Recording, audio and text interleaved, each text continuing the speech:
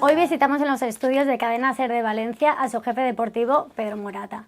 Nuestro invitado comenzó en 1985 su carrera profesional en su Águila natal.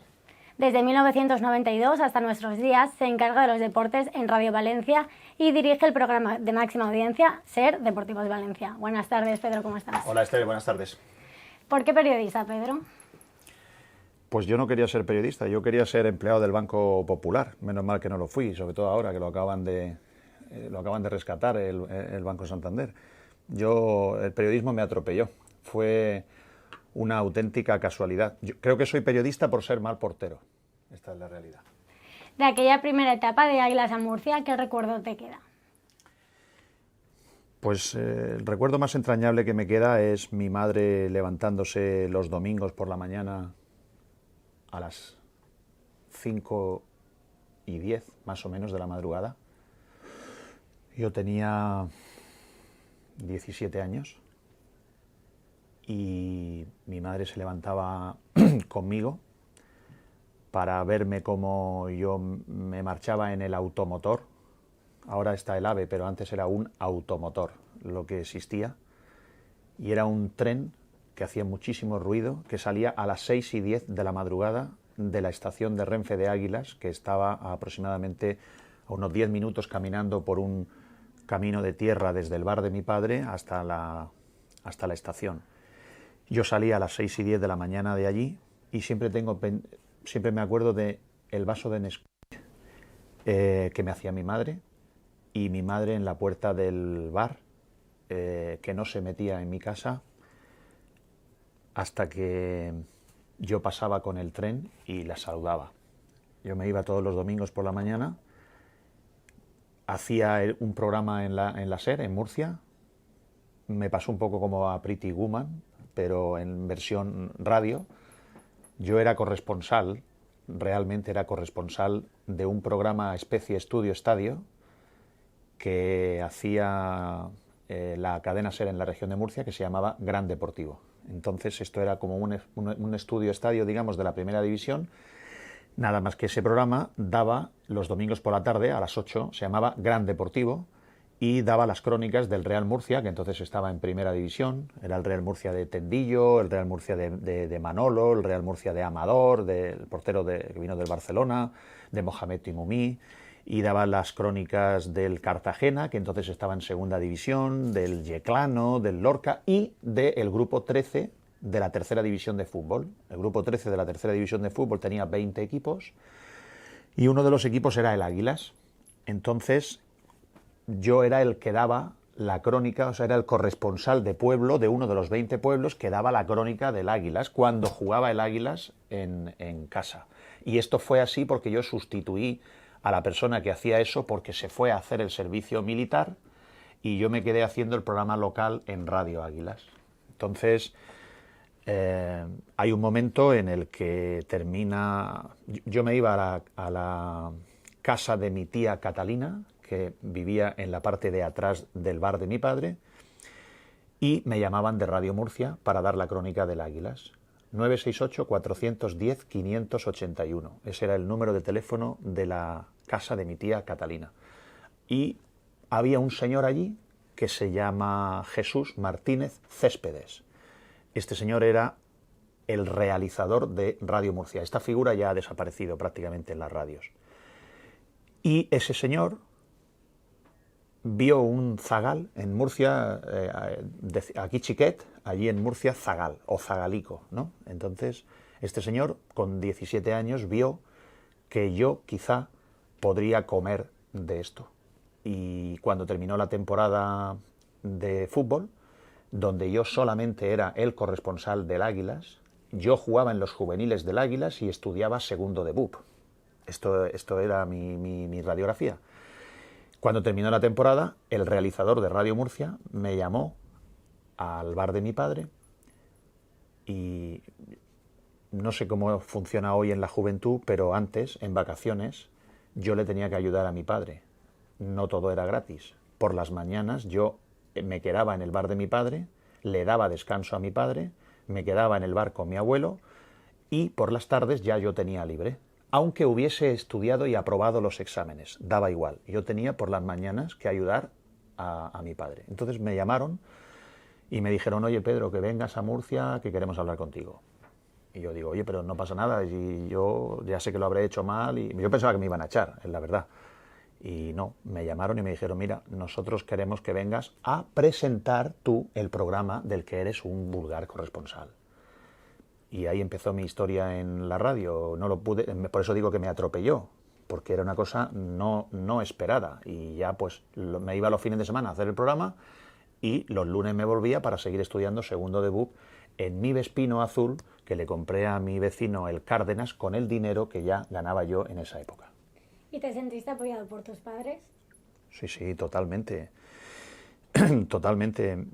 Lo que pasa es que yo creo que mis padres no pensaban, como yo, que esto acabaría así, que acabaría siendo mi modo de vida. Yo creo que, fíjate si es así que realmente cuando yo empecé en esto, en la radio, mi nombre, todo el mundo me conocía por Pedro Calvo, porque resulta que yo, futbolísticamente hablando, en mi camiseta detrás ponía Calvo, porque mi entrenador en el Águilas Juvenil, cuando yo jugaba de portero porque el segundo portero que había en el Águilas Juvenil, mi buen amigo Piper, era el portero más malo que había o sea, era horroroso. Si no, era imposible que yo hubiese jugado. Esto lo digo porque Piper sabe que era más malo que yo, y yo era bastante malo. Entonces, mi entrenador, que se llamaba Pablo, que era un jugador que jugó en el Elche, me dijo Calvo, bueno, pues vas a jugar allí a entrenar y tal, y pues Calvo esto, Calvo lo otro, Calvo para arriba, Calvo para abajo, y un día voy a la radio a hacer una entrevista y el presentador pensaba que me llamaba Calvo de primer apellido, Pedro Calvo. Entonces, mi familia no tenía ni idea de que yo podía acabar así, pero bueno, mis padres decían, oye, pues se está entreteniendo, encima le pagan, va los fines de semana allí, yo me hospedaba en el Hotel Hispano, que era como hospedarse aquí en el hotel, el balneario de las Arenas, hacía un programa, me pagaban, pues mis padres, pues bendito sea Dios, fenomenal, los lunes yo llegaba, me ponía a estudiar otra vez, y pues mis padres felices. La cuestión vino ya cuando yo termino la mili, que yo elegí destino antes. Las cosas van cambiando, claro, ahora cuando cuento estas cosas que ya van siendo un poco de abuelo cebolleta, te das cuenta cómo cambia la vida. Antes el servicio militar era obligatorio, ahora no es obligatorio, lo cual es un gran avance para los jóvenes de hoy, que cada vez tienen menos responsabilidades y más facilidades a la hora de empezar. Yo tuve que hacer la mili obligado, y además, para que no me mandaran a Ceuta o a Bétera o a regulares a Tetuán o no sé qué, tenías la opción de elegir voluntario. Y tú dices, oye, yo elijo voluntario. Pero si elegías voluntario para elegir destino y que no te tocara por azar ir a Galicia, hacías 3 meses más de mili.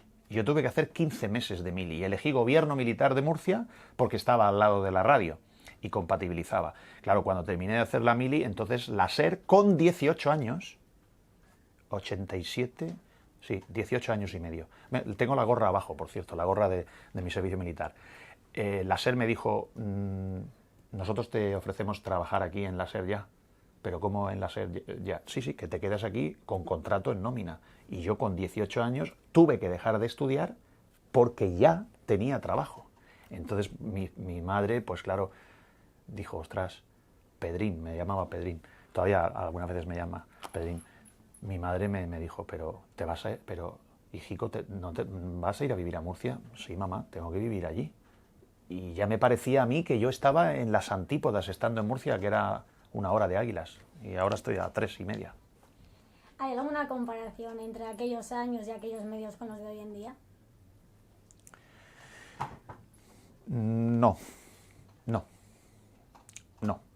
En mi opinión, los medios de comunicación han perdido calidad con respecto a la cantidad. Hoy hay más medios de comunicación peores. Y los medios de comunicación, hay 2 problemas fundamentales que sufrimos. Esto yo lo digo desde la más absoluta humildad, porque yo siempre que hago una entrevista o voy a una universidad porque me piden ir a dar una conferencia o algo, siempre digo que yo no soy licenciado en periodismo. Y esto para mí es una cosa que yo muestro mucho respeto, porque yo sé lo difícil que es estudiar, levantarse por la mañana, memorizar, en muchas ocasiones estudiar cosas que luego no te vuelven a servir nunca, que esto sería una cosa que habría que hacer para que algún ministro de Educación, da igual del color político que sea, que por favor se parara un momento a ver la gente lo que estudia, si realmente luego le sirve.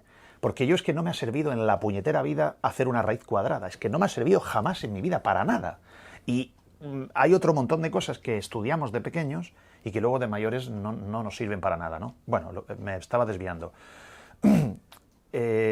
Yo tengo mucho respeto cuando emito opiniones de este tipo porque yo no soy licenciado en periodismo. No porque no quisiera o porque sea un vago o que no quise estudiar, sino porque es que realmente hubo una persona que vio unas capacidades en mí y me dio un trabajo antes de estudiar la formación, ¿no? Luego me he formado una vez que he estado en la SER. Pero esto te lo venía a decir porque yo he conocido un periodismo primero más riguroso, se ha perdido la base de lo que es el periodismo, que es el rigor, que es dar noticias ciertas, no dar noticias el primero falsas, para que tenga 100 likes y 562 visitas, que luego resulta que defrauda al lector o al oyente. Pero, como he tenido 132 me gusta, que es la tontuna del día, esto es una cosa que hemos perdido muchísima calidad en comparación con la cantidad. Y han aflorado un montón de medios de comunicación y yo creo que hemos perdido muchísima calidad. Y luego, una cosa diferente con respecto a los medios de comunicación que yo en su momento conocí. Hay un guirigay ahora, o sea, ahora se hace espectáculo y parece que hay que entretener siempre. Y el periodismo es informar, en algunas ocasiones formar. El periodismo es didáctico y el periodismo es de investigación.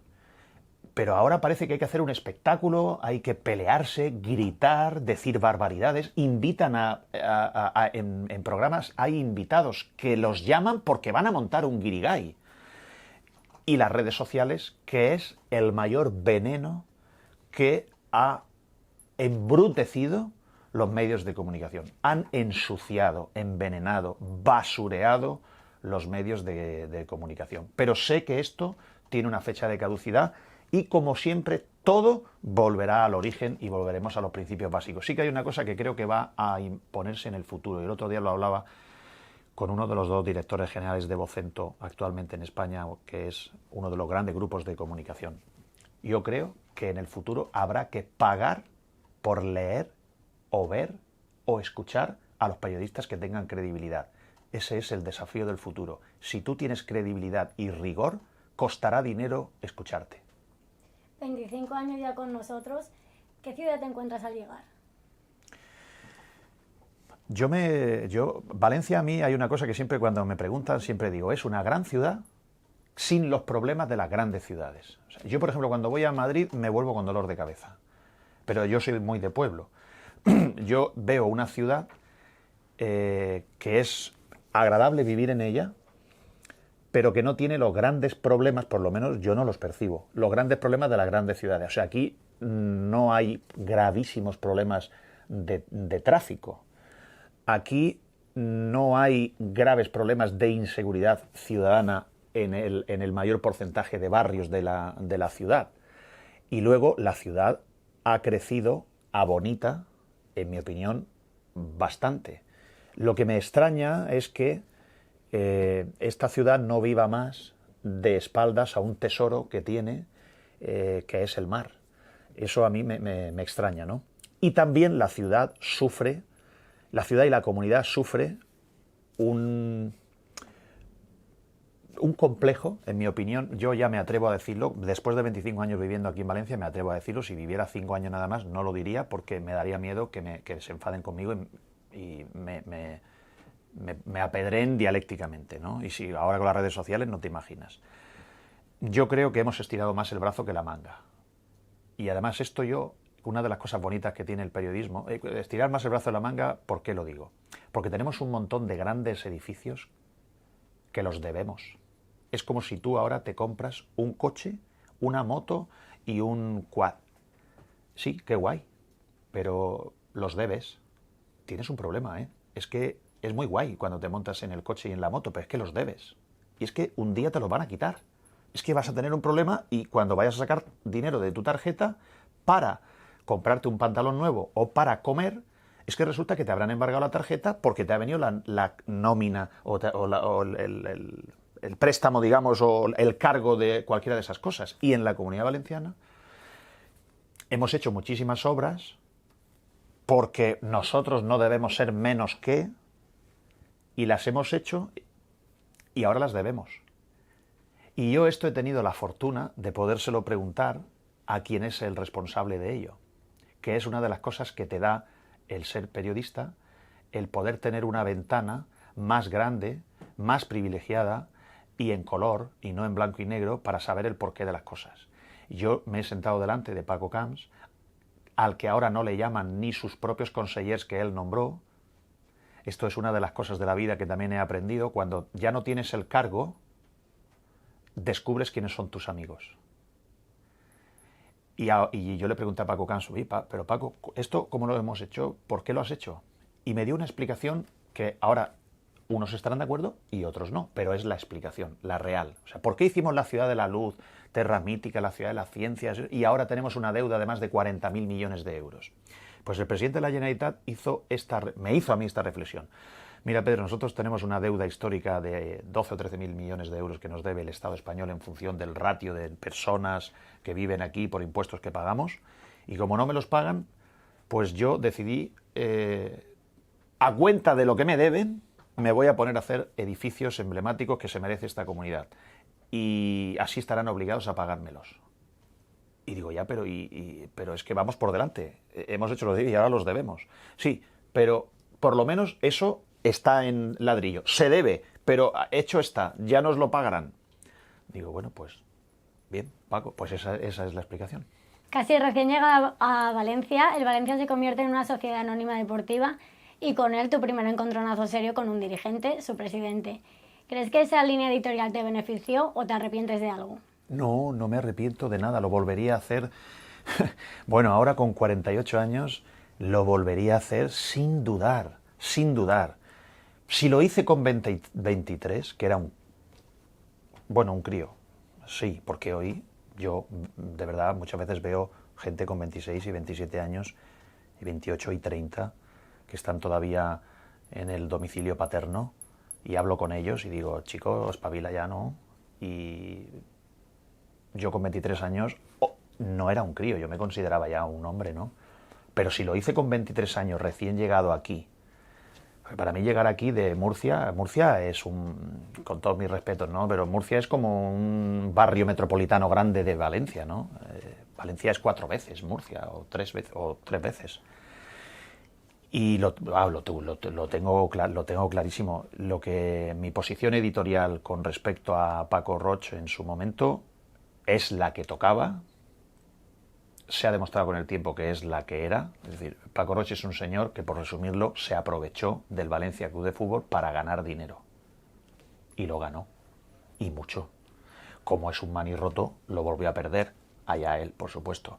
Es el primer presidente profesional que se puso un sueldo del club, y lo que hasta ese momento había sido un honor ser presidente del equipo de fútbol de tu ciudad, él lo convirtió en una profesión. Entonces, por supuesto que no me arrepiento. Con 23 años y con 48 tengo absolutamente claro que lo volvería a hacer, y por supuesto sé que hice lo que debía. Lo fácil era hacer otra cosa. Lo fácil era llevarte bien con él para que te surtiera de información todos los días. Pero, en mi opinión, y lo he descubierto poco a poco con el tiempo, es mucho más importante la independencia que la información. Porque la información te da resultados a corto plazo, pero la independencia te da el respeto y la credibilidad para siempre. ¿Qué es ser un periodista de raza? Pues ser un periodista de raza es no negociar diplomacia por periodismo, que enlaza con la pregunta anterior. Los periodistas, hay periodistas cómodos. Yo puedo elegir vivir con más cómodo de lo que vivo. no sé, pondremos un ejemplo. Si ahora mismo, después de 25 años de profesión aquí en Valencia, yo descubro que todas las operaciones de fichajes del Valencia se hacen con el mismo intermediario, incluso jugadores de fútbol que el manager de ese jugador no es el agente X, pues, y yo descubro, por ejemplo, es un supuesto esto, y yo descubro que ese agente futbolístico es el agente de el entrenador, el segundo entrenador, o es un agente amigo del presidente, pues el periodista de raza lo que hace es preguntarse por qué todas las operaciones de contrataciones de futbolistas en el Valencia participa ese agente, aunque no sea el agente del jugador que ha fichado.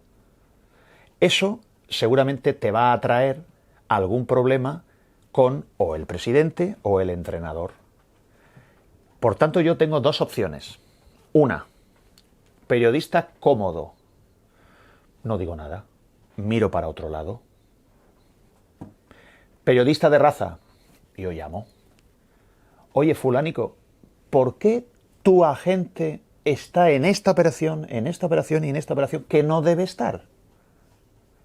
Le pones en un compromiso al presidente o al entrenador.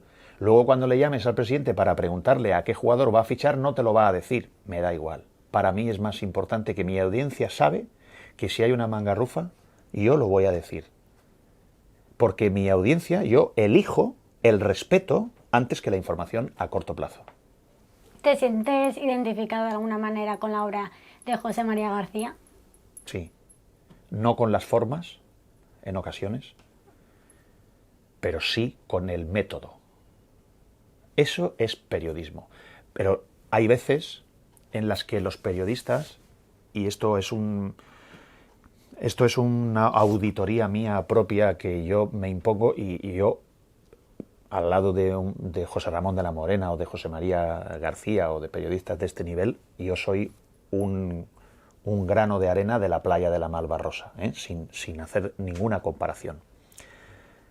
Pero hay determinado momento en el que el periodista, o algunos periodistas, tienen tal nivel de información y tienen tal nivel de influencia sus opiniones sobre los dirigentes del gobierno, la Generalitat, el ayuntamiento, el equipo de fútbol, etcétera, que si tú no tienes la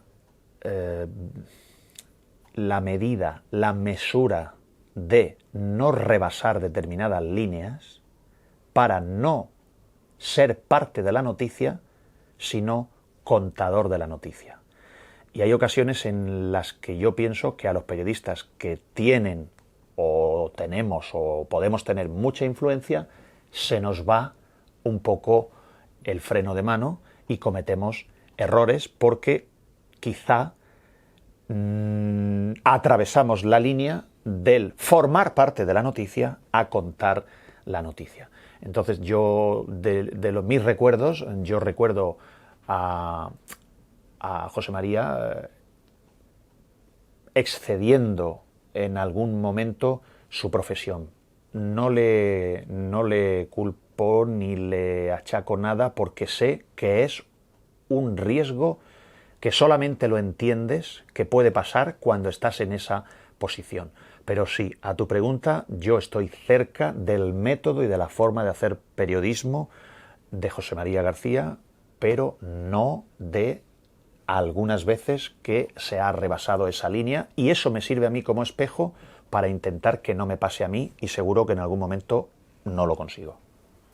En estos últimos 25 años los clubes valencianos se han visto muy laureados. ¿Crees que un periodista deportivo crece al ritmo que se van consiguiendo esos títulos? Sí, claro, por supuesto. Yo no tengo la misma relevancia profesional. Otra cosa es el respeto y otra cosa es el seguimiento. Yo puedo seguir teniendo el mismo respeto, el mismo seguimiento o el no respeto si el Valencia Club de Fútbol, como sucede, lleva 2 años el 12º, puedo seguir teniendo el mismo respeto y el mismo seguimiento, puedo perder algo de seguimiento porque habrá muchos aficionados que en definitiva son oyentes, que están cansados de que va mal el Valencia y están tan cansados que no solamente ya no van al ver el partido de fútbol o no se sacan el abono, sino que tampoco escuchan la radio porque están hartos de escuchar malas noticias. Puedo perder algo de seguimiento, ¿no? Pero lo que sí que desde luego pierdo es relevancia. Cuando el Valencia del año 99 al año 2004 ganó 8 títulos y jugó 2 finales de la Champions, mi relevancia profesional a nivel nacional era grande, muy grande. Yo fui a un mundial, por ejemplo, en el año 2010, que fue el único mundial que he ido y lo ganó España, fue casualidad, porque había 8 jugadores entre Valencia y Villarreal, 8 jugadores del Valencia y Villarreal en la selección española. Es decir, cuando el Valencia gana títulos, yo salgo más en el larguero, los partidos del Valencia tienen más importancia y más atención en el carrusel deportivo, me llaman más televisiones para preguntarme por el éxito del Valencia y mi cara y mi opinión sale más en televisiones nacionales. Me llama el diario AS para que, como el Valencia está de moda, yo escriba artículos de opinión. Entonces, mi relevancia profesional es mayor si el equipo del que hablo es mayor. Lo que no estoy de acuerdo es en que hay periodistas de primera y de segunda en función de dónde está el equipo. Porque hay muchos periodistas de primera en ciudades cuyos equipos están en segunda o en segunda B. Y hay muchos periodistas de tercera en ciudades donde su equipo está en primera división. Esas son cosas distintas. Pero a mí me beneficia mucho. O sea, cuando alguien me dice, ¿tú te alegras que el Valencia pierda? Digo, o sea, chico, tú fumas algo malo. Porque a mí me va mal. Aunque solo sea por interés, si fuese solo por interés, a mí me va mal que al Valencia le vaya mal o que al Levante le vaya mal. Y me va bien que al Valencia le vaya bien, porque si no, yo desaparezco del mapa. Yo ahora mismo, de cada 21 programas del larguero, saldré en el larguero 3 y en temporada 5. Y cuando el Valencia estaba arriba, yo salía constantemente. Me conocía más la gente, tenía más presencia, me hacían más ofertas de trabajo. Luego sí, en la parte deportiva tiene bastante que ver. ¿Es Valencia un buen lugar para hacer un periodismo de altura? Me refiero a un periodismo con credibilidad. En Valencia pasan tantas cosas, si las quieres ver, si no quieres tener tortícolis y ser periodista cómodo. Pero en Valencia, bueno, pasan y han pasado tantas cosas aquí en Valencia. Es que Valencia para mí es un vivero de aprendizaje para un periodista. Yo he aprendido de sociedades anónimas y de derecho mercantil, yo he aprendido un montón, porque si yo no aprendo lo que es un concurso de acreedores, que lo ha sufrido el Levante, Unión Deportiva, el Valencia ha estado a punto de hacer un concurso de acreedores, el Valencia se convirtió en sociedad anónima deportiva. Yo he tenido que aprender lo que es una Junta General de Accionistas, cómo se convoca una Junta General de Accionistas, cómo se compone un Consejo de Administración, cómo una mosca cojonera, con perdón, puede tratar de ser miembro del Consejo de Administración por el 5% de la proporcionalidad o por la ley de proporcionalidad, cómo se convoca una Junta General de Accionistas con el 5% del capital social. Yo he tenido que aprender, porque si no, no iba a poder informar bien de mi tema, ¿no? Yo he tenido que aprender de derecho urbanístico, he tenido que aprender lo que es una ATE. Una ATE no es una marca de chocolate, es una actuación territorial estratégica, que significa que un gobierno ve que hay motivos para, donde hay un terreno que solo puede ser de uso deportivo o agrícola, de pronto permite por una decisión estratégica del gobierno que ahí se puedan construir viviendas y pasa a tener el terreno un valor incalculable. Si eso lo haces con sentido común, no pasa nada. Si lo haces para para favorecer a un tercero, puede ser prevaricación. Entonces he tenido que aprender de derecho urbanístico, la recalificación del viejo Mestalla por chinos, la recalificación de los terrenos de al lado del campo del Levante donde hoy está el centro comercial Arena. He tenido que aprender a cómo se sacan esas valoraciones económicas. He tenido que aprender de presupuestos. Aparte de que a mí me gustan mucho los números, te contaré una anécdota. Cuando era muy pequeñito, yo me sentaba en la puerta del bar de mi padre y sumaba las matrículas de los coches. Por ejemplo, dime una matrícula. Ay, no sé. 4, 8, 6, 9. 27. No he hecho la cuenta. Pero... Yo soy muy rápido sumando números. Entonces, me gustan los números y me manejo bien.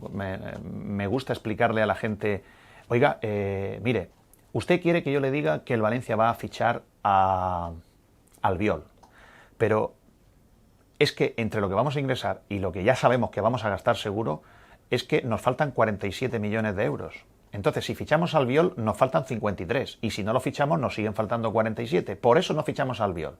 Y la gente dice, vaya, qué desilusión. Pedro, nos quitas la ilusión. Bueno, pues cómprate un cupón de la 11. Porque es que yo me dedico a dar información, no a... Este es otro error grandísimo. Este es otro error que hay, ¿no? No das ilusión. Perdone, yo no hago un programa de ilusión. Yo no hago un programa del circo. Yo hago un programa de información. Otra cosa es que a usted no le guste lo que está escuchando y quiera escuchar otra cosa. Aunque a pesar de eso usted me escucha. No quiere escuchar lo que le estoy diciendo, pero me escucha. Usted sabrá, resuelva usted su propia contradicción. Bueno, lo que te vengo a decir es que efectivamente Valencia, bueno, y si hablas de periodismo de político, aquí ha habido todas las cosas políticas que pueden suceder, de todo tipo. O sea, la gente enfadada con el Partido Popular se rasgaba las vestiduras. ¡Ah! Elecciones. Mayoría absoluta. ¡Hala! Corre y haz una encuesta. Pues ahora, últimamente, ¿no? Que parecía que iban a perder las elecciones. Pues la volvieron a ganar. Porque esto es una cosa que, por ejemplo, yo muchas veces, como no soy de periodismo político, aunque me gustaría hacer alguna vez periodismo político, creo que me divertiría bastante, es que las elecciones no las ha ganado el PSOE. Gobierna el PSOE, pero no las ha ganado el PSOE. Lo que pasa es que 3 equipos de fútbol se juntaron para sumar 14 jugadores frente a un equipo de fútbol que suma 11. Y entonces con 14 ganas. Pero la realidad es que aquí en Valencia, esto porque yo diga esto no es que yo sea del Partido Popular, en Valencia gana las elecciones, los que más votos sacan es el Partido Popular. Lo que pasa es que el resto de los partidos juntos tienen más que el Partido Popular y no le dejan gobernar, lo cual es democrático totalmente, ¿no? Pero son todo este tipo de cosas que se pueden aprender y que para un periodista, si te gusta tu profesión, si amas tu profesión, te enriqueces y aprendes muchísimo. Yo hoy soy una persona que me ha servido en mi vida personal, para muchas cosas de mi vida personal, el aprendizaje que he tenido en el ejercicio de mi profesión. En los últimos años el Valencia se dio a su venta y a partir de ahí surgen opiniones a favor y en contra. Y tú te ves envuelto en insultos y a la vez en admiraciones, ¿no? ¿Crees que se ha llegado un momento en que no se diferencia lo honesto del ladrón? Yo creo que lo que ha pasado en el Valencia es que no se quiere aceptar la realidad. Por no aceptar la realidad, el Valencia fue a la quiebra.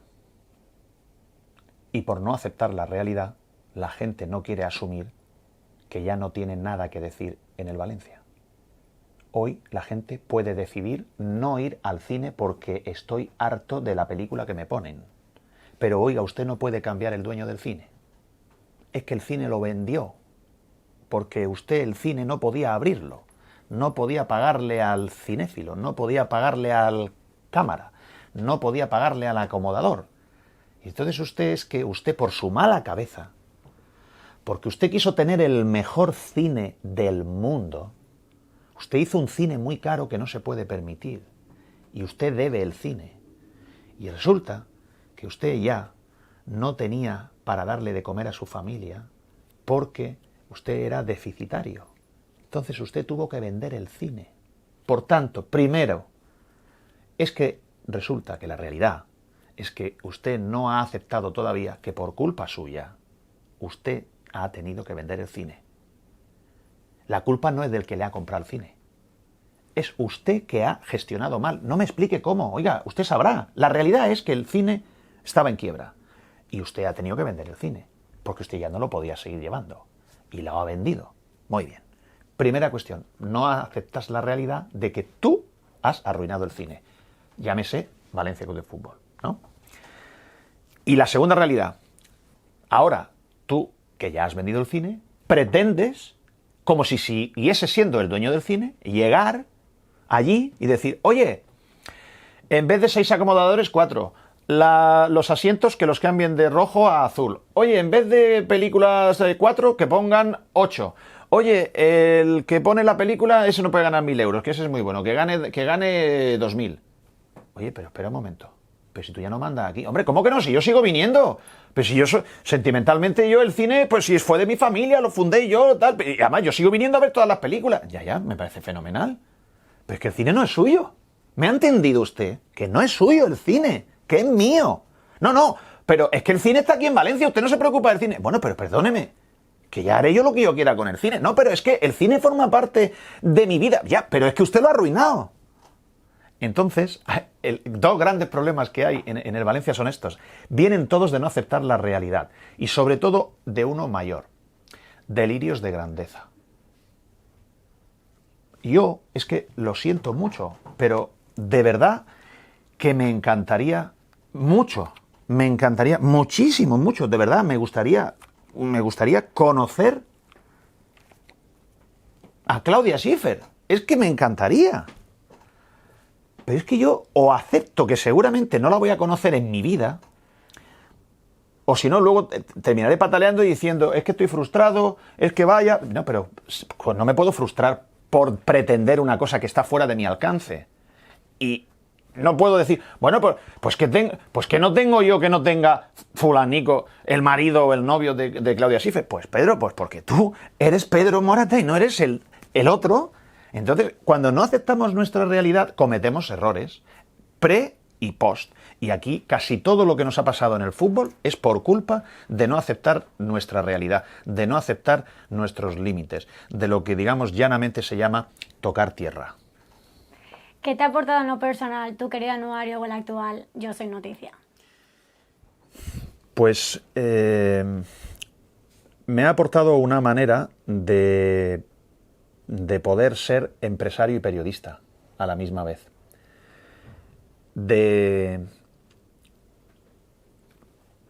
Es como un hijo, pero editorial. Es de la nada crear 2 proyectos periodísticos en los que tú ves que va creciendo y cuando ya llevas 20 años, por ejemplo, el anuario lo hice 22 años. 22 años. Cuando tú ves que después de 22 años, eso yo tengo en mi casa los 22 anuarios y digo, he sido capaz de hacer esto. Me gusta, porque me siento realizado. Y lo de Yo Soy Noticia, pues es un proyecto muy bonito, que a mí me gusta mucho haberlo hecho, porque es como pagar una deuda moral que yo tengo periodísticamente. Y es que me parece injusto que haya una campeona de España de karate, que sea de Mislata, y que no salga. No es que no salga, es que no se sepa. Eso me parece un fastidio. Y como los medios de comunicación privados estamos sujetos a la audiencia, no tiene tantos seguidores la campeona de España de Mislata, de karate, como si yo hablo de que el Valencia pueda fichar a Neto, el portero de la Juventus. Pero entonces, ¿qué pasa? Que estamos cometiendo una injusticia social, deportiva, informativa, con este perfil de deportistas. Entonces yo pensé que había un hueco para ese tipo de deportes y de deportistas, y que el problema sería el poder encontrar ingresos económicos que patrocinaran ese medio de comunicación que se iba a dedicar a los desfavorecidos y menos atendidos mediáticamente. Y para mí fue un reto el poder conseguir que grandes marcas publicitarias vieran en ese proyecto una manera no de obtener una rentabilidad publicitaria, sino de obtener una rentabilidad social, de imagen y de reputación.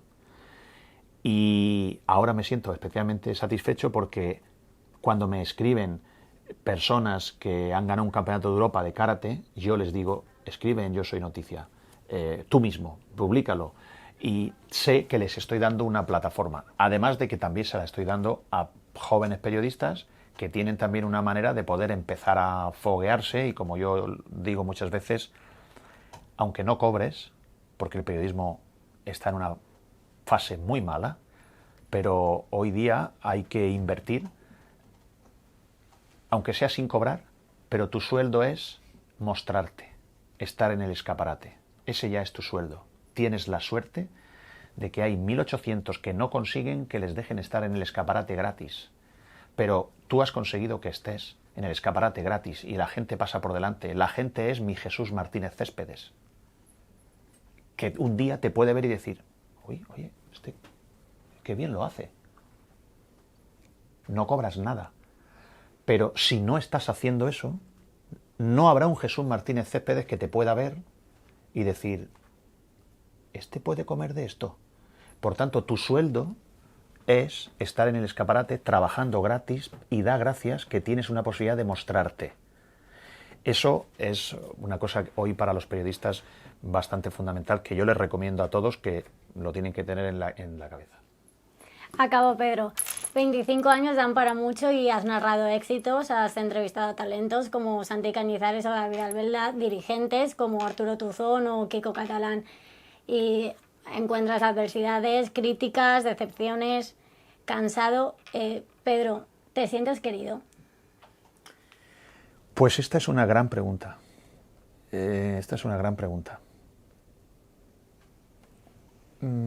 Primero habría que preguntarse si el periodista necesita ser querido. ¿Realmente un periodista debe preocuparle ser querido? ¿O a un periodista debe preocuparle ser escuchado o ser respetado? ¿Cuál es la prioridad, ¿no? Esta es una pregunta que aprovecho para hacerme en voz alta a raíz de la tuya, ¿no? Y voy a intentar responderme sobre la marcha porque me surge ahora mismo. Yo creo que, por orden de prioridades, necesitas ser seguido o escuchado al principio para que, si te sientes seguido y escuchado, generas confianza en tu empresa y te siguen dando la oportunidad de continuar. Y tú tienes gasolina y energía porque ves que tu trabajo tiene eco, porque la gente te lo comenta. Mi EGM no es el de los EGM normal. Mi EGM es cuando me monto en un taxi. Si yo me monto en 10 taxis y hablo y le digo al taxista, lléveme aquí, por allí, por allá, y de 10 taxis, al menos 5 me dicen, usted me suena. Entonces yo digo, vamos bien. Si me monto en 10 taxis y solo 1 o 2 me reconocen, vamos mal. Esto es para mí el EGM. Entonces, primero, para mí prioridad, ser seguido, pero una vez que eres seguido, es más importante ser respetado, porque la respetabilidad perdura en el tiempo. Yo tengo algunas frases que me he grabado a fuego y que repito aquí con mis compañeros. Prefiero ser segundo de una noticia cierta que no el primero de una noticia no cierta o no contrastada. Segundo desafío, no te tiene que vencer la prisa. A veces, por la prisa de si lo va a decir este antes o el otro antes, te precipitas, lo dices, y si te equivocas y de verdad tienes interés por tu credibilidad, ya la has manchado. Es mejor ser el segundo de una noticia cierta, porque quien te escuche dirá, ¿quién lo ha dicho? ¿Fulano? ¿Mengano? Ah, eso será verdad. Por eso te van a recordar. No te van a recordar si la noticia del fichaje de Diego Alves la dio primero Onda Cero, Radio Nacional o la SER. Eso no perdura en el tiempo. Entonces, la respetabilidad respecto de la opinión, que sea una opinión rigurosa, una opinión formada, y la respetabilidad desde el punto de vista de la credibilidad, esto para mí, una vez que ya eres seguido y te has asentado, pasa al primer lugar y al segundo lugar pasa el seguimiento. Y sí que creo que es importante sentirte querido, sobre todo cuando eres un periodista de raza. Porque si no eres un periodista de raza, no te comprometes, no asumes riesgos, no das opiniones que pueden generar controversia, no das informaciones arriesgadas, y entonces, pues, ¿qué más te da, no? No sé, pues Belén Esteban o María Patiño pues serán muy queridas porque hacen gracia y jijaja y tal, y bueno, pues Belén Esteban va pues por eso, pues porque Belén Esteban y jijaja y tal, pero eso no es periodismo, eso es espectáculo. Igual que podías ir al circo o a un programa, o sea, o a una película de cine, al cine, ¿no? Pero cuando tú tomas riesgos, como yo por ejemplo he tomado muchos riesgos, muchísimos, y los seguiré tomando, no sé vivir en la comodidad. Yo no sé vivir en la comodidad periodística, no sería yo. Además es imposible, aunque lo intente, que lo he intentado, sí que te afecta la incomprensión de la gente. O sea, si yo al final le digo a un aficionado del Valencia, mire usted, lamento decirle que el Valencia no puede fichar a estos jugadores que usted quiere porque es que estamos en déficit. Lamento decírselo. Yo lo que quisiera es que primero ese señor me respete y sepa que lo que le estoy diciendo es verdad. Y segundo, me gustaría que no diga, será cabrón, pues no me está quitando la ilusión. No, me gustaría que me dijera, oye, este tío debe querer al Valencia, porque está preocupándose porque no hagamos barrabasadas. Y es verdad que yo me he encontrado en el proceso de venta, sobre todo, nunca he conocido una cosa igual, por culpa de las redes sociales. Ha habido un momento en el que me he sentido que quizá había llegado mi momento de irme de Valencia o de dejar mi profesión aquí, porque yo encontraba constantemente incomprensión, insultos, amenazas. Yo he ido a Mestalla con miedo. Sí, yo he ido con miedo. He mirado a izquierda y a derecha, he ido con miedo. Porque además han hecho todo lo posible para que yo tenga miedo de ir a Mestalla. Y yo he tenido un presidente del Valencia que ha intentado complicar, o sea, Amadeo Salvo Lillo, lo digo, es que a mí me gusta decir los nombres para que quede claro, que ha intentado por todos los medios que yo acceda de la peor manera posible a Mestalla para someterme a los mayores riesgos posibles de las zonas por donde yo tenía que entrar. Es un bicho. Y esto a mí me ha hecho daño. Yo he sufrido bastante. Lo he manifestado además públicamente porque a mí me gusta compartir con los oyentes a los que yo les llamo la familia después de 25 años, y creo que es importante sí sentirte querido. Ahora bien, la moraleja de esto es que yo descubrí que caí en las redes atrapado de una red falsa porque yo me pensé que la realidad era Twitter y Facebook. Y es mentira. Es mentira. La realidad de la vida no es lo que sale en Twitter y lo que sale en Facebook. Eso es una parte de la realidad de la vida.